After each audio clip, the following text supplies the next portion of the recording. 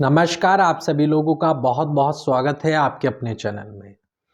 आज हम लोग बात करने वाले हैं अश्विनी नक्षत्र के बारे में, यानी कि अश्विनी नक्षत्र में पैदा होने वाले लोगों का स्वभाव कैसा होता है, किस तरीके का कामकाज वो कर सकते हैं और उनके जीवन में विवाह और भाग्य उदय का समय कब होता है, और इसके साथ साथ कुछ और इम्पॉर्टेंट जानकारी अश्विनी नक्षत्र की हम समझेंगे।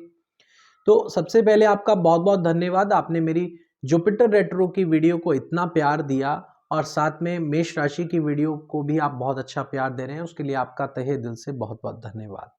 तो चलिए, मेष राशि में पड़ने वाला यह अश्विनी नक्षत्र 0.00 डिग्री से 13 डिग्री 20 मिनट तक रहता है। इस नक्षत्र के स्वामी को केतु ग्रह का, यानी केतु ग्रह इस नक्षत्र का स्वामी कहलाता है। और इसकी महादशा जब हमें गणना करनी होती है तो केतु ग्रह की महादशा को हमें लेना होता है। इस नक्षत्र में आने वाले शब्द हैं चू, चे, चो, ला, यानी इन 4 शब्दों में 4 चरण भी छिपे हुए हैं। यह नक्षत्र प्रथम गणमूल नक्षत्र भी कहलाता है। देखिए, इस नक्षत्र में जन्मे लोग ऐसे होते हैं जो कि बिगनर होते हैं, यानी किसी भी चीज को फर्स्ट टाइम करने की उनमें चाह होती है, या जैसे इन्वेंट करना है कोई चीज, यानी कोई आविष्कार करना है, किसी चीज को इन्वेंशन देनी है, तो ऐसे लोग, इस नक्षत्र के लोग उसमें आगे रहते हैं। या फर्स्ट आना, या किसी भी चीज में फर्स्ट चीज को गेट करना इन नक्षत्र की पहचान होती है। दूसरी चीज, ऐसे लोग सुंदर होते हैं, चौड़े माथे वाले होते हैं, कुछ शांत स्वभाव के होते हैं और ऑब्जर्वेशन स्किल इस नक्षत्र की बहुत अच्छी होती है। ऐसे लोग आंख से, नाक से, कान से, अपने चेहरों के एक्सप्रेशन से बहुत सी चीजें ऑब्जर्व कर लेते हैं और दूसरे दूसरे व्यक्ति को उस चेहरे के एक्सप्रेशन से बहुत सी चीजें समझा भी देते हैं। बहुत बार मैंने देखा है कि बहुत से बड़े बड़े एक्टर्स में, बहुत से जैसे अक्षय कुमार है या बहुत सारे एक्टर्स हैं, उनका कोई ना कोई ग्रह इस नक्षत्र से संबंध रखता है, तो ये लोग अच्छे आर्टिस्टिक क्वालिटीज वाले बन जाते हैं। ऐसे लोग वैसे तो स्लो डिसीजन लेते हैं, लेकिन सोच समझकर क्या अच्छा है क्या बुरा है उसके बाद ही किसी डिसीजन पर ये लोग आते हैं। ये लोग जल्दबाजी से बचते हैं, खास तौर पर इन्हें कुछ जब अपने बारे में डिसीजन लेना हो। ये खास तौर पर एबिलिटी मिलेगी जब आपका नक्षत्र पॉजिटिव होगा। नेगेटिव होगा तो इतनी जल्दबाजी होगी कि जल्दबाजी में खराब डिसीजन लेके लॉस कर लेते हैं। ऐसे लोग सेल्फ सेंटर्ड होते हैं।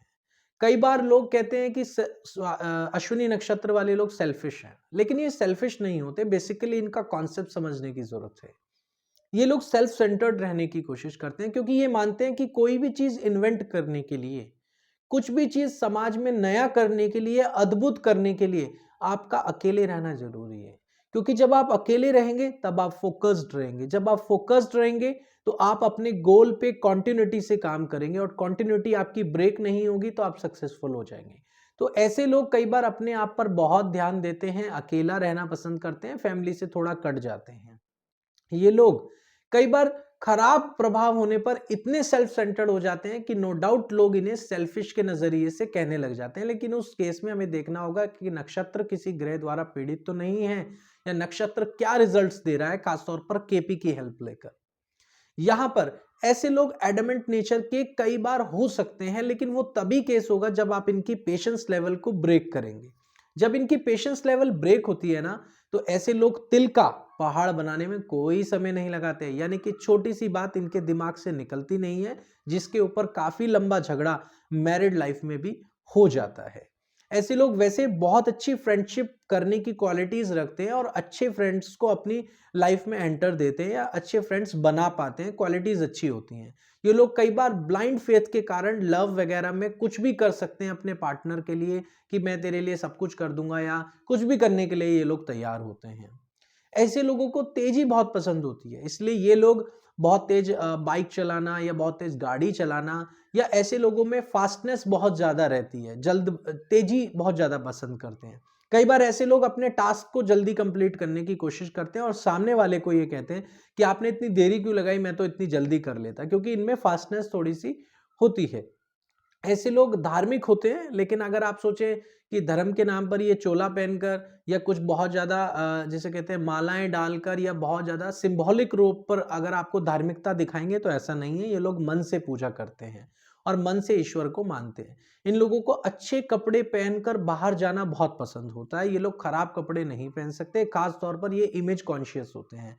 यानी कि मैं क्या पहन के जा रहा हूँ, ऐसा पहनूँ कि सामने वाला मुझे कॉम्प्लीमेंट दे या दूसरे के ऊपर इम्पैक्ट आए।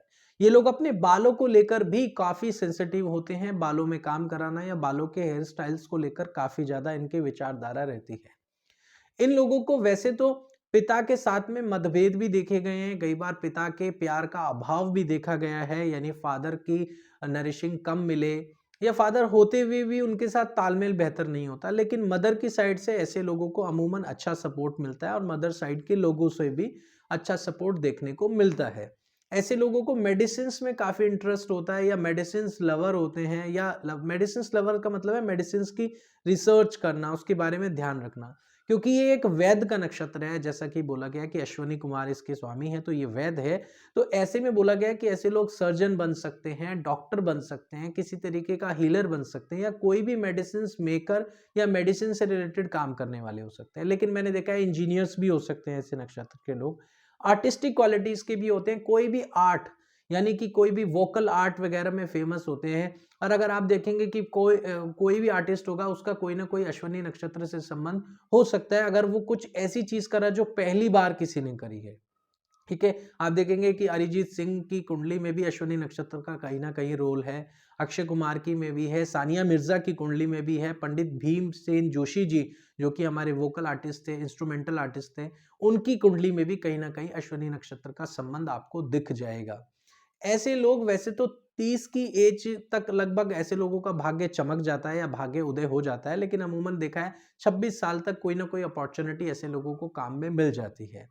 ऐसे लोगों को अगर हम समझने की कोशिश करें कि ऐसे लोगों का विवाह अगर मेल है, तो ऐसे लोगों की शादी 25 वर्ष के बाद की जाए तो बेहतर है, और फीमेल है तो भी ऐसे फीमेल्स की शादी जितनी लेट होगी उतना ज़्यादा बेटर होगा। अगर 25 से पहले शादी हो जाती है तो कहीं ना कहीं मैरिटल लाइफ में प्रॉब्लम होने की संभावना होती है। ये नक्षत्र के अकॉर्डिंग देखा गया है। हालांकि विवाह के लिए हमें और भी बहुत सारे फैक्टर्स देखने होते हैं और अदर प्लैनेट्स को हमें देखना होगा, उसके आधार पे हमें समझना होगा।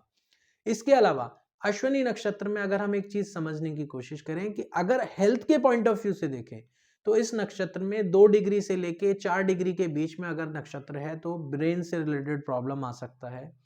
सर पे चोट लगने की संभावना इस नक्षत्र में ज्यादा होती है। हार्ट से रिलेटेड प्रॉब्लम्स आपको आ सकती हैं इस नक्षत्र में। इसके अलावा वैसे तो ये नक्षत्र स्वस्थ नक्षत्र माना गया है कि अमूमन ऐसे लोगों को कोई ज़्यादा मेजर प्रॉब्लम आती नहीं है ऐसे हेल्थ पॉइंट ऑफ व्यू से। लेकिन कुछ खास डिग्री के अंदर हुआ या नक्षत्र पीड़ित हुआ किसी कारण से, ग्रहों की खराब युति इस नक्षत्र में हुई, तो डेफिनेटली प्रॉब्लम आ सकती है। वो हम स्पेसिफिकली हॉरोस्कोप को देखकर समझ सकते हैं।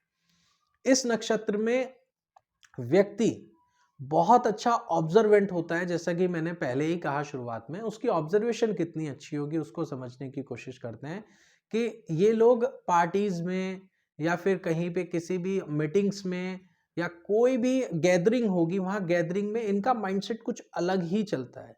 ये कुछ अलग ही ऑब्जर्वेशन पर लगे रहते हैं, ये इनकी खास तौर पर पहचान होती है। ये नक्षत्र कई बार इतने इंट्रोवर्ट भी मिल सकते हैं आपको कि इनके बारे में पता लगाना या इनकी मन की इच्छा का पता लगा पाना बहुत मुश्किल होता है।